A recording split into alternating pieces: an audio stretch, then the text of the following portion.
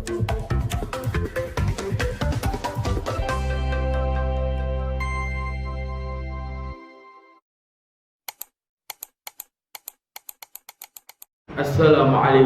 warahmatullahi ta'ala wabarakatuh. Alhamdulillahil qawi sultanu al-wadih burhanu al-maqsud fi wujudihi karamu wa ihsanu. Allahumma salli salatan kamilah wa sallim salaman tamman ala sayyidina Muhammadin alladhi tanhalu bihi al-'uqad wa tanfariju bihi al-kurab. Allahumma inna na'udzu bika min 'ilmin la yanfa' wa min 'amalin la yurfa' wa min nafsin la tashba' wa min du'ain la yusma'u min hadhihi al-arba'. Rabbi ighfirli warhamni wajburni warfa'ni warzuqni wahdini wa'afini wa'fu anni. Amma ba'du. Yang kami hormati wabil khusus guru kita semua, Buya Yahya, kita doakan beliau mentaat Allah betul hayati. Semoga Allah memanjangkan beliau, memberikan kepada beliau rezeki yang halal, thayyiban, mubarakan fi ala kulli hal, dan semoga Allah Jalla Jalaluh selalu menjadikan beliau perantara wasilah antara kita dengan baginda Nabi Muhammad sallallahu alaihi wasallam. Yang kami cintai para hadirin hadirat rahimakumullah. Masih membahas rukun iman yang keempat, iman kepada Nabi dan Rasul. Kajian sebelumnya membahas tentang 12 syarat kenabian. Ya, Nabi harus manusia, laki-laki, merdeka, yang mendapat wahyu. Jika Rasul diperintah untuk menyebarkan, orang tuanya harus soleh dan solehah, tidak boleh mendapatkan kerendahan atau kekurangan daripada penyakit yang sangat parah atau cacat fisik atau mental. Kemudian seorang nabi harus maksum, terbebas dari dosa. Nabi harus siddiq, jujur, amanah, dapat dipercaya. Kemudian tabligh, menyampaikan apa yang Allah titipkan kepadanya kepada manusia. Dan terakhir adalah fatonah, cerdas. Setelah itu, sebelum kita masuk ke dalam tafsir ayat berikutnya, kita akan mengenal tentang kekeluargaan para nabi. Ketahuilah bahwasanya yang turun dari sorga bukan hanya Nabi Adam dan Siti Hawa, tetapi 4 makhluk yang diturunkan dari sorga, yaitu Siti Hawa dengan suaminya Nabi Adam, kemudian Azazil yang setelah dikutuk namanya berubah menjadi iblis, dan juga ular yang membantu iblis masuk ke dalam sorga kembali untuk membujuk Nabi Adam memakan buah khuldi. Setelah turun, Nabi Adam dan Siti Hawa ditempatkan di tempat yang terpisah, dan saat itu dikatakan Siti Hawa turun dalam keadaan hamil dan melahirkan 2 putra putri kembar yang identik. Yang 2 putri dari kelahiran 2 putri dan putra itu dari kelahiran pertama adalah yang sangat ganteng, yaitu Qabil, dan si cantik, yaitu Iklimah. Dari kelahiran yang kedua lahirlah yang tidak terlalu ganteng dan cantik, yaitu Habil putranya, dan adiknya kembaran identiknya bernama Labuda. 25 kali Siti Hawa hamil, 25 kali melahirkan. 24 dari 25 kelahiran kembar identik. Dan kelahiran terakhir tidak kembar, yaitu lahir seorang putra yang mewarisi daripada kenabian ayahnya Nabi Adam, yang bernama Nabi Syith alaihi salam. Sehingga putra putri Nabi Adam dan Siti Hawa adalah 49 anak.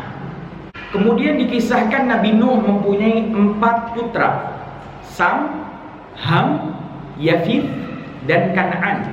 Semuanya naik ke perahu kecuali Kan'an yang menolak untuk naik ke atas bahtera. Ia mengatakan, sa'awi ilal jabal, aku akan pergi ke puncak gunung.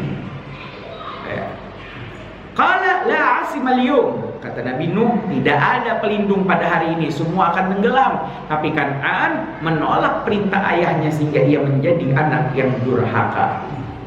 Begitulah kisah Nabi Nuh yang disebut Nabi Noah, yang memerangi kaumnya penyembah berhala. Disebutkan 5 nama berhala di dalam surat Nuh. Wadda wala suwa'u wala yaghutha wala yaghutha wa ya'uqa wa nasra. 5 nama berhalanya. Wadda berhala, nama berhalanya Wadda, Suwa', Yaghut, Ya'uq, dan Nasr. 5 berhala di zaman Nabi Nuh alaihissalam. Kemudian selanjutnya Nabi Ibrahim punya 2 istri. Istri pertama Siti Sarah melahirkan putranya Nabi Ishak. Kemudian istri kedua Siti Hajar melahirkan putranya Nabi Ismail. Dikatakan juga Nabi Ibrahim mempunyai keponakan yang namanya Nabi Lut alaihissalam, yang diutus kepada kaum Sadum atau Sodom Gomorrah. Selanjutnya ada kaum Nabi Hud, biasa disebut kaum Ad, kaum Nabi Thamud, kaum Nabi Saleh. Dan ayah Nabi Ibrahim bernama Azar adalah ternyata pamannya, yang ayah asli Nabi Ibrahim bernama Taruh. Nabi Ishak punya putra bernama Yakub. Nabi Yakub mempunyai putra 12 putra, diantaranya Yusuf, dan saudaranya bernama Benjamin atau Bunyamin. Nama ibu Nabi Yusuf adalah Rahel, istri keempat Nabi Yakub. Lewi dan Yehuda adalah 2 nama dari 11 saudara Nabi Yusuf. Kemudian istri Nabi Yusuf adalah bernama Siti Zulaikha, yang nanti Siti Zulaikha itu sebelumnya punya suami bernama Fiftil, Menteri Keuangan Kerajaan Mesir. Kemudian istri Nabi Ayub bernama Siti Rahmah, yang tetap bertahan. Kemudian bercerita mengenai Nabi Musa. Nabi Musa punya kakak Nabi Harun, punya mertua Nabi Syuaib, punya 2 kakak laki-lakinya bernama Harun, kakak perempuannya bernama Miriam, dan punya murid bernama Nabi Yusha bin Nun atau Nabi Joshua. Juga punya guru bernama Nabi Khidir. Musuh Nabi Musa adalah Fir'aun la'natullah alaih, semoga Allah melaknatnya. Dan musuh Nabi Ibrahim adalah Raja Namrud la'natullah alaih, semoga Allah melaknatnya. Istri Fir'aun bernama Siti Asiyah, yang beriman kepada Nabi Musa dan kakaknya Nabi Harun, yang dengan keimanannya dan kemuliaan cahaya iman, kulit Asiyah walaupun istri Fir'aun tidak pernah disentuh oleh suaminya. Sofura adalah putri Nabi Syuaib, salah satu putri Nabi Syuaib yang dinikahi oleh Nabi Musa alaihissalam.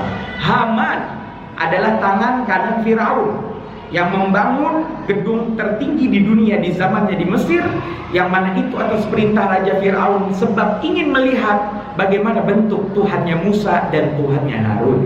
Dipikir Firaun ada di atas langit, maka dibangunlah gedung tinggi yang dipimpin oleh tangan kanannya bernama Haman. Qarun, orang kaya raya yang berjalan di atas bumi dalam keadaan sombong dan Allah tenggelamkan bersama hartanya, bernama Qarun. Kisah berlanjut kepada kisah Nabi Daud atau King David dengan anaknya Nabi Sulaiman atau King Solomon, yang begitulah berita akan kerajaannya mengalahkan daripada berita kenabiannya. Jin Ifrit adalah murid Nabi Sulaiman alaihissalam. Burung hudhud yang disebutkan di dalam surat tersebut adalah juga murid Nabi Sulaiman alaihissalam. Kaum Ninawa adalah kaum Nabi Yunus alaihissalam. Kemudian berlanjut ke zaman Nabi Isa, disebutkan surat ketiga dalam surat kita Al-Quran, dinamakan sebagai Ali Imran. Ali Imran. Ali itu pakai hamzah ya, Ali bukan Ali. Kalau Ali Sayyidina Ali. Ali itu keluarga, Imran nama orang. Ali Imran keluarganya Imran. Hebat benar ini Habib keluarga Imran. Si Imran beserta keluarganya hebat benar, sampai dijadikan nama surat ketiga dalam kitab suci kita umat Islam. Siapa sih Ali Imran? Ali Imran isinya ada 7 orang yang mulia dan disucikan. 3 wanita dan 4-nya adalah para lelaki. Yaitu disebutkan yang pertama jelas adalah Imran. Imran punya istri namanya Hannah. Hannah ini, hadirin hadirat, sampai tua nggak punya anak. Hingga Hannah ini doa kepada Allah, ya Allah berikan aku anak ya Allah. Hingga terucaplah dari lidah mulia Siti Hannah, ya Allah, jika engkau berikan kepadaku seorang anak ya Allah, maka anak tersebut akan aku jadikan pelayan di rumahmu ya Allah, di rumahmu Masjidil Aqsa, Baitul Maqdis. Hingga tiba saja Hannah ini hamil, mengandung, dan dikatakan di dalam surat Maryam, falamma wada'atha qalat inni wada'tuha untha. Maka tatkala Hannah ini melahirkan, ia pun terkaget dan bercakap, ya Allah, ternyata aku melahirkan seorang putri. Dipikir kalau jadi putra enak, jadi DKM Masjidil Aqsa, kan begitu sesuai nadarnya. Kok yang lahir ternyata putri? Ya gimana ya Allah, aku melahirkan seorang putri. Tapi karena udah nazar, maka putrinya Hannah pun ditaruh di mihrab sucinya, yaitu Siti Maryam, yang semenjak kecil dididik di dalam kawasan Masjidil Aqsa, dan tidak pernah melihat lelaki yang bukan mahram, dan tidak pernah dilihat oleh lelaki yang bukan mahram. Begitulah Maryam tinggal di dalam mihrab sucinya setiap hari. Ya, kemudian nanti dalam kisah yang sangat panjang itu, kita singkat saja. Maryam itu punya anak namanya Nabi Isa. Nabi Isa punya ibu Siti Maryam. Siti Maryam punya ayah Imran, dan ibunya adalah Hannah. Baru 4 ya. Dikisahkan dalam surat yang sama surat Maryam, Hannah ini punya saudari. Ya, saudari kandung namanya Alicia. Kalau bahasa perjanjian baru tuh Elizabeth. Ya, setelah diarabkan jadi Alicia. Boleh Bu, nanti buat nanti cucu ya. Ada inspirasi nama ya. Jadi Alicia punya suami namanya Zakari, atau Nabi Zakaria kita nyebutnya. Nabi Zakaria sudah kakek, Alicia juga sudah nenek, nggak punya anak. Akhirnya Nabi Zakaria ini yang tiap hari tugasnya itu ngapain? Ngantar makanan ke mihrab Maryam, ke mihrab keponakannya. Ya berarti siapanya ya, jatuhnya keponakan lah. Tiap hari saban sarapan, makan siang, makan malam, ngantar sarapan. Hingga pada suatu hari siang-siang ketiduran, lupa ngasih makan siang, bangun-bangun sore buru-buru. Terlihatlah di situ suasana hampir terbenamnya matahari. Buru-buru, ini belum makan nih Maryam nih. Sampai dibukakan pintu mihrab, terkejutlah Nabi Zakaria menemukan Siti Maryam sedang makan buah-buahan yang belum musimnya. Bahkan makan buah yang pohonnya tidak pernah tumbuh di negeri Palestina. Qala anna laki hada. Maka Nabi Zakaria bertanya, dikisahkan dalam surat Maryam, engkau dapat dari mana makanan-makanan ini, hei Maryam? Ya, maka dijawab, ini adalah anugerah dari Tuhanku Allah, kata Siti Maryam. Ini buah-buahan sorga. Maka di saat itu, di detik itu, tersadarlah Nabi Zakaria. Disebutkan hunalika da'a Zakaria rabbah. Hunalika, maka di sana, di tempat itu, di mihrab sucinya Maryam, di tempat yang mulia itu, tersadarlah Nabi Zakaria dan faham ini tempat penuh berkah. Ini tempat bukan sembarangan. Makanan surga aja turun dari langit. Maka disitulah kesempatan Nabi Zakaria doa kepada Allah. Hunalika da'a Zakaria rabbah. Maka di tempat itu Nabi Zakaria berdoa kepada Allah, ya Allah berikan aku putra ya Allah. Jadikan Alicia istriku itu hamil ya Allah. Maka dikabulkanlah doanya. Dapat setahun kemudian Alicia pun melahirkan seorang putra, ismuhu Yahya. Namanya adalah Nabi Yahya alaihi salam. Jadi Nabi Yahya sama Nabi Isa ini ya jatuhnya gimana ya? Sepupuan. Kalau sepupu harusnya Nabi Yahya ketemu Siti Maryam, sepupuan. Ya, sepupu kedua lah begitu ya. Yang satunya sepupu pertama, satunya sepupu kedua. Maka itulah dalam peristiwa Isra Mi'raj yang dikisahkan secara lengkap di dalam kitab Dardir. Ketika Nabi itu Mi'raj, Nabi naik ke langit. Di langit kedua Nabi bertemu ada 2 orang. Potongan rambutnya sebahu dua-duanya. Dua-duanya rambutnya belah tengah. Pakaiannya sama persis. Dan kelihatan rambutnya tuh masih basah, masih meneteskan. Jadi kayak habis keluar kamar mandi tuh Pak, masih netes, masih basah. Maka saat itu Nabi yang ada di tangga Mi'raj sampai di langit kedua bertanya kepada malaikat Jibril, "Ya Jibril, man huma?" Jibril, siapa kedua itu? Maka dijawab oleh malaikat Jibril, itu yang kanan adalah Nabi Isa dan yang kiri adalah sepupunya yaitu Nabi Yahya alaihissalam. Ya, itu sedikit informasi saja. Jadi Ali Imran isinya 7 orang. Nabi Isa, Nabi Yahya, Nabi Zakaria dan Imran. Kemudian Siti Alicia, Siti Hana dan Siti Maryam, orang-orang yang dimuliakan oleh Allah Subhanahu wa taala. Kemudian Bani Israel adalah umat Nabi Musa atau kaum Yahudi ya, yang sekarang sebutannya Israel. Kemudian ada satu musola namanya Samiri, musuhnya Nabi Musa di zaman Nabi Musa. Samiri yang membuat patung emas, ya, patung sapi, anak sapi emas yang akhirnya disembah. Selanjutnya adalah Banul Jan. Banul Jan itu adalah penghuni pertama bumi. Makanya dalam kisah Nabi Adam terheran-heran malaikat. Qala ataj'alu fiha may yufsidu fiha wa yasfiku dima wa nahnu nusabbihu bihamdika wa nuqaddisu lak. Qala, maka para malaikat ngomong, "Ya Allah, apakah engkau akan menjadikan lagi pemimpin di muka bumi yang mereka itu saling menumpahkan darah dan saling menyerang satu sama lain?" Siapa yang dimaksud oleh para malaikat di situ adalah Banul Jan. Banu, anak cucu, Al-Jan, jin. Dulu penghuni bumi pertama adalah anak cucu jin yang merusak di muka bumi sehingga Allah hancurkan dan Allah kiamatkan. Ketiba saja Allah mengumumkan pengumuman yang kedua, ingin menjadi bukan lagi pemimpin di muka bumi. Selanjutnya Azazil, nama asli iblis. Kemudian Jibril, Gabriel, Ruhul Kudus, Roh Kudus, Namus, nama lain malaikat Jibril. Balia bin Malkan adalah nama asli dari Nabi Khidir. Balia bin Malkan.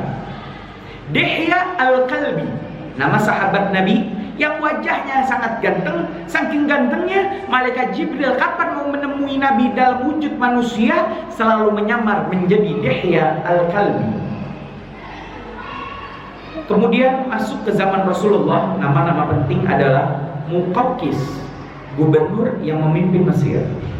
Hurmuz, gubernur Persia yang akhirnya ditaklukkan di zaman Sayyidina Abu Bakar As-Siddiq, ya, yang akhirnya penaklukan itu dilanjutkan oleh Sayyidina Umar dengan mengirim Khalid bin Walid ke suatu daerah bernama Hirah Ubulah, kalau sekarang di kawasan Irak, yang saat itu wilayah kerajaan Persia yang dipimpin oleh gubernur bernama Hurmuz.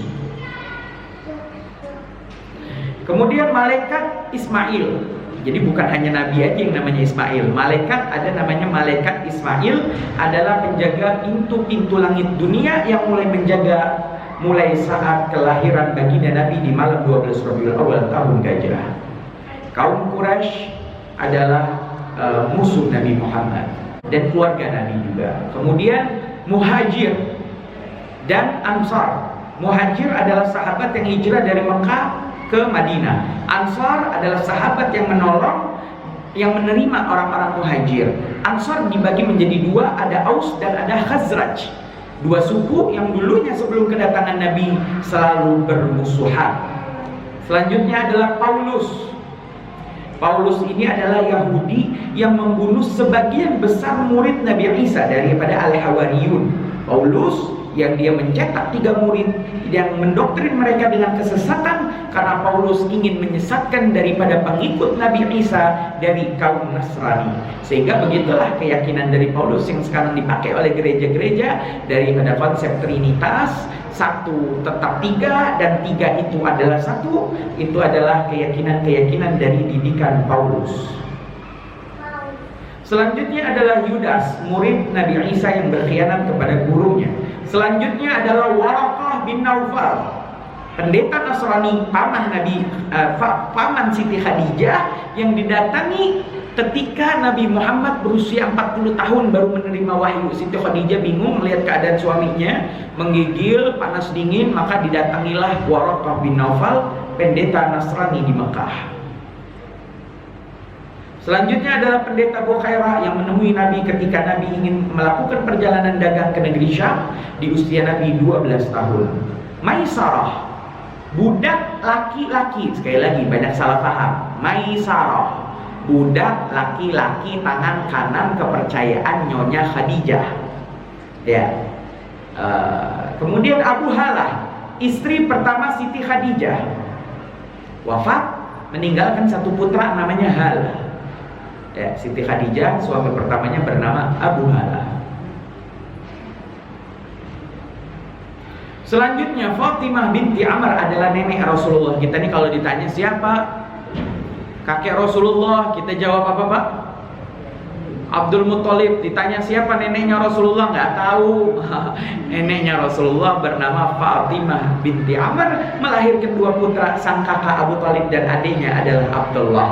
Makanya jangan heran kalau Nabi akhirnya setelah ditinggal oleh ayahnya, yatim, piatu, ditinggal ibundanya di usia 6 tahun, ditinggal lagi oleh kakek usia 8 tahun, kok Nabi yang ngasuh Abu Thalib yang sejarah mencatat hidupnya sederhana. Bukan hanya hidupnya sederhana, anaknya banyak lagi, udah berkecukupan. Ada Ali bin Abi Thalib, ada Ja'far At-Thayyar bin Abi Thalib, banyak anaknya Abu Thalib, kok harus nanggung lagi satu keponakannya. Padahal di situ ada paman Nabi Abu Lahab kaya raya, ada Sayyidina Hamzah kaya raya, ada Sayyidina Abbas kaya raya. Ya, karena sejarah mengungkapkan Abu Thalib adalah paman kandung Nabi, berbeda dengan paman lainnya, hanya paman seayah yang berbeda nenek dengan Rasulullah sallallahu alaihi wasallam. Selanjutnya, nama Fatimah ini banyak ya, putri Nabi namanya juga Fatimah binti Muhammad Az-Zahra Al-Batul.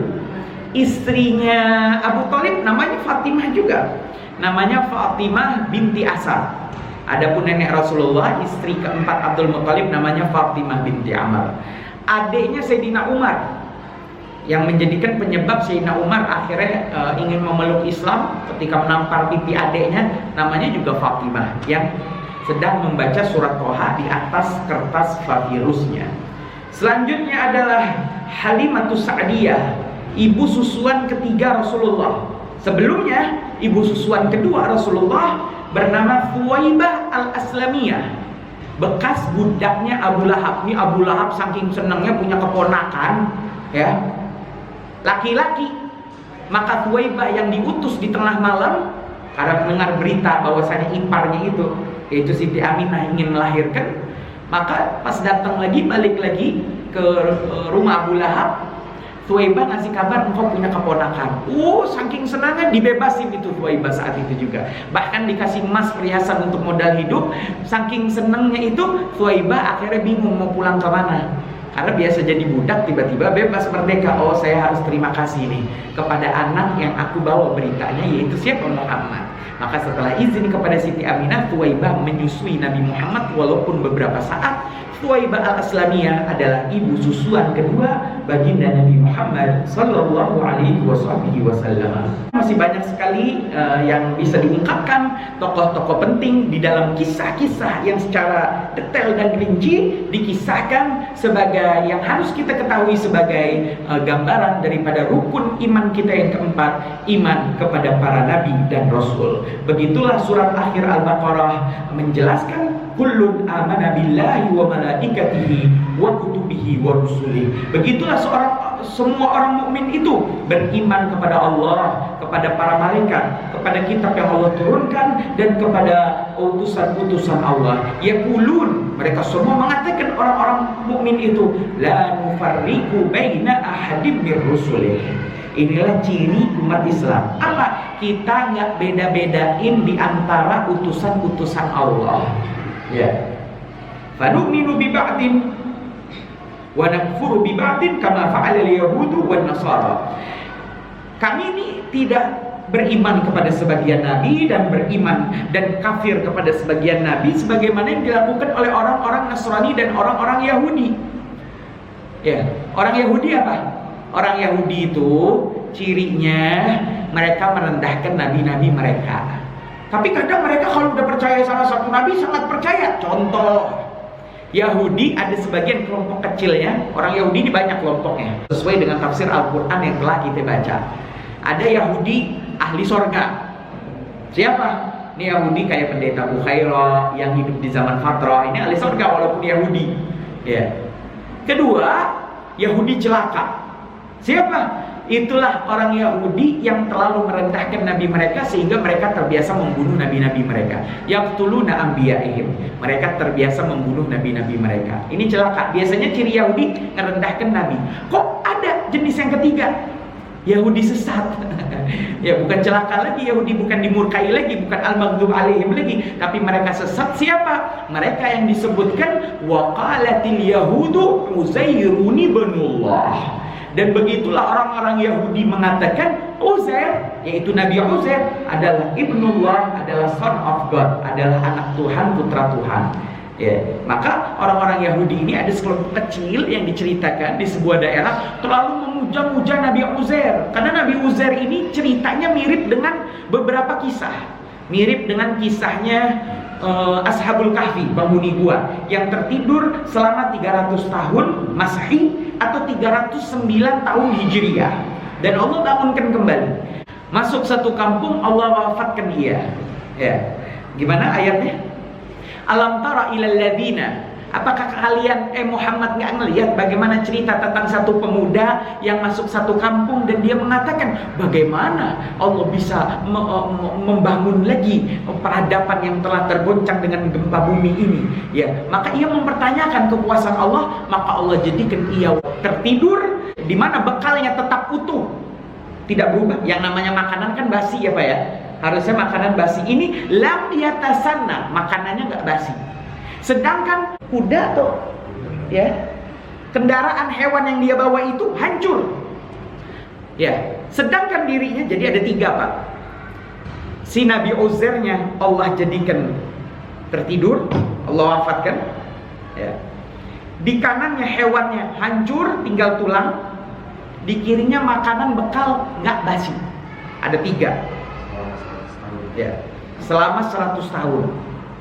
Sehingga Allah bangkitkan Nabi Uzair, melihat hewannya habis, sedangkan makanannya tidak basi. Ya, ia kembali ke desanya dan tidak menemukan lagi kaumnya. Mereka hanya menemukan umat-umatnya dari bangsa Yahudi yang akhirnya mereka menuhankan Nabi Uzair karena gara-gara Nabi Uzair lah Taurat yang dihapus dari hati-hati mereka orang Yahudi diajarkan kembali kepada mereka. Sehingga mereka mengatakan ini kayaknya bukan Rasul lagi, ini mah anak Tuhan. Sehingga mereka pun akhirnya tersesat. Dan begitulah orang-orang Yahudi. Ya, orang Yahudi itu sifatnya apa? Iman sama satu nabi, tapi nggak percaya sama satu nabi. Nasrani juga gitu. Iman sama Nabi Isa tapi nggak percaya sama Nabi Muhammad, nggak percaya sama Nabi Musa. Sehingga begitulah orang-orang ini pun tidak sesuai dengan apa yang diharapkan oleh Allah Subhanahu wa taala. Kita orang-orang beriman umatnya Nabi Muhammad diajarkan oleh Allah la nufarriqu baina ahadim mir rusulih. Kita tidak misah di antara para nabi dan rasul. Ayat ini tidak bertentangan dengan kebiasaan orang-orang Ahlus Sunnah wal Jamaah yang mengatakan dari 124.000 nabi yang paling afdal 313 yang jadi rasul. Dari 313 rasul yang paling afdal yang disebutkan namanya di dalam Al-Qur'an 25. Dari 25 disaring lagi yang paling sabar ulul azmi, nabi yang paling sabar hanya ada 5. Dari 5 itu disaring lagi hanya Nabi Muhammad khatamul anbiya wal mursalin. Ya, sehingga apakah kita membedakan keutamaan nabi dan rasul? Tidak. Itu tidak bertentangan dengan ayat ini di mana membedakan di antara derajat nabi dan rasul itu adalah sesuatu yang diperbolehkan. Wa qalu sami'na wa ata'na, dan kami orang beriman terbiasa bercakap-cakap sami'na, kami ini orangnya dengar. Apapun yang dikatakan kepada kami dengar, wa ata'na, dan kami patuh. Ini berbeda sekali dengan percakapan omongan orang-orang munafik.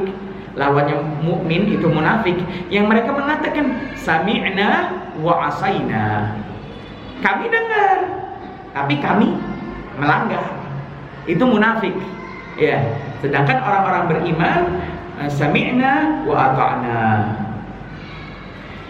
Maka ghufranaka rabbana wa ilaikal masir. Nas'aluka, maka kami meminta ya Allah, ghufranak, ampunanmu, rabbana ya Allah, wa ilaikal masir, dan hanya kepadamu tempat kita kembali, al-marja bil ba'ats, tempat kita kembali.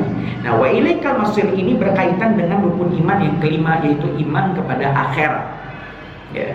Artinya kita orang beriman itu percaya ada tempat kehidupan setelah kematian. Wa ilaikal masir, dan hanya kepadamu ya Allah tempat kita kembali. Itulah ciri orang beriman. Maka insyaallah pada kajian berikutnya, kajian selanjutnya, sebelum kita masuk ke dalam tafsir ayat paling terakhir daripada surat Al-Baqarah, kita akan menjelaskan tentang tanda kiamat sugra, tanda kiamat kubra, dilanjut dengan kisah-kisah yang berkaitan dengan kiamat. Bagaimana proses kiamat yang disebutkan di dalam berbagai surat, di antaranya surat Al-Zalzalah dan surat-surat lainnya, disambung lagi dengan bagaimana kehidupan di akhirat, surga dan neraka. Insyaallah mungkin sekian saja. Bismillahirrahmanirrahim. Alhamdulillahirabbil alamin. Allahumma shalli ala sayyidina Muhammad wa ala ali sayyidina Muhammad. Allahumma alif baina qulubina wa aslih dhata bainina wa ahdina subul salam wa najjina min adh-dhulumati ila an-nur wa jannibna al-fawahisha ma dhahara minha wa ma batan wa barik lana fi asma'ina wa absarina wa qulubina wa azwajina wa dhurriyyatina wa tub 'alaina innaka antat tawwabur rahim waj'alna syakirina li ni'matika muthanina 'alaiha qabiliha wa athmim 'alaina. Allahumma ighfir li wa li walidayya warhamhum kama rabbaw shighara. Rabbana atina fid dunya hasanah wa fil akhirati hasanah wa qina adzabannar. Wa sallallahu ala sayyidina Muhammadin nabiyil ummi wa ala alihi wa sahbihi wasallam. Walhamdulillahi rabbil alamin bi sirril Fatihah.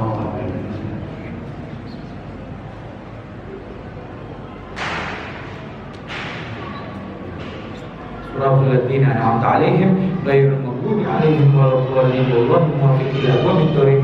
والسلام عليكم ورحمة الله تعالى وبركاته.